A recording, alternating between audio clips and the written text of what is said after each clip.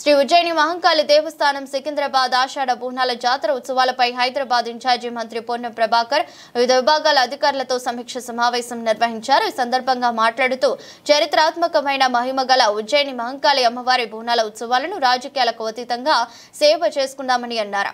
ఈ కార్యక్రమంలో స్థానిక ఎమ్మెల్యే తలసాని శ్రీనివాస్ యాదవ్, కలెక్టర్ హరిచందన, డిప్యూటీ మేయర్ శ్రీలత, స్థానిక కార్పొరేటర్ సుచిత్ర శ్రీకాంత్, మాజీ మంత్రి మర్రి శశిధర్ రెడ్డి తదితరులు పాల్గొన్నారు.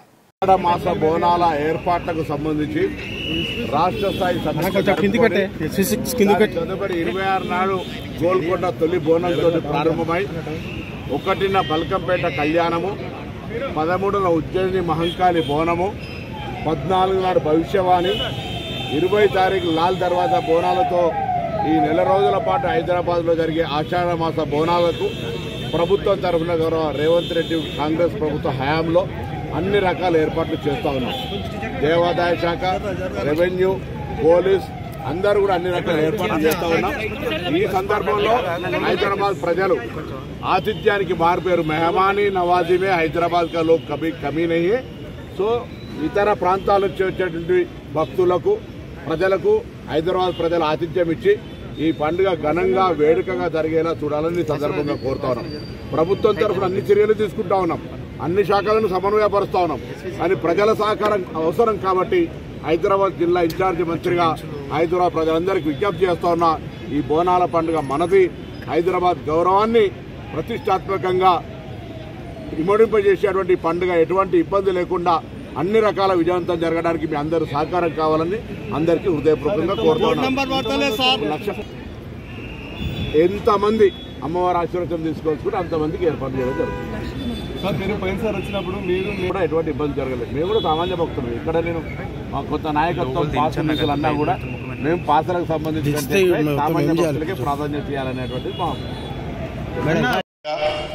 అమ్మవారి సేవనే ప్రధానం.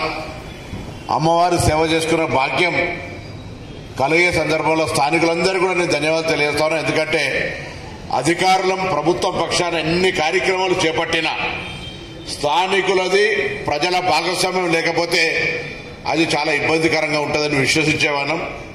తప్పకుండా ఇప్పుడు కూడా ఇదేళ మేమేదో కొత్తగా వచ్చి ఏర్పాట్లు చేస్తున్నామని చెప్పుకునేటువంటి అవసరం కాదు. ఇది పోయినసారి ఏమైనా పొరపాట్లు జరిగితే సమీక్షించుకొని భవిష్యత్తులో పొరపాట్లు జరగకుండా ప్రజలకు ఎటువంటి అసౌకర్యం కలగకుండా ఉండేటువంటి విధంగా మాట్లాడుకునేటువంటి సమావేశం ఇది. నేను స్థానికంగా ఉండబడేటువంటి ఇక్కడ చాలా కాలంగా ఈ దేవాలయ నిర్వహణ లోపల దేవాలయ ఏర్పాట్లకు సంబంధించి భాగస్వాములు అవుతున్నటువంటి అందరికీ కూడా హృదయపూర్వక ధన్యవాదాలు. ఎందుకంటే మీకు అమ్మవారు సేవ చేసే అవకాశం ఇచ్చింది. ఇప్పుడు కూడా ఈ ఉత్సవాల్లో కూడా ప్రభుత్వం తరఫున అన్ని రకాల ఏర్పాట్లు చేస్తా ఉన్నాం. అధికారులు మేము ముందటనే ఆయా శాఖలకు సంబంధించి ఏం చేస్తా ఉన్నారో చెప్తా ఉన్నారు. ఎక్కడ కూడా పొరపాటున ఏ ప్రమాదం జరగకుండా, ఎటువంటి ఇబ్బంది లేకుండా కొంత సమన్వయం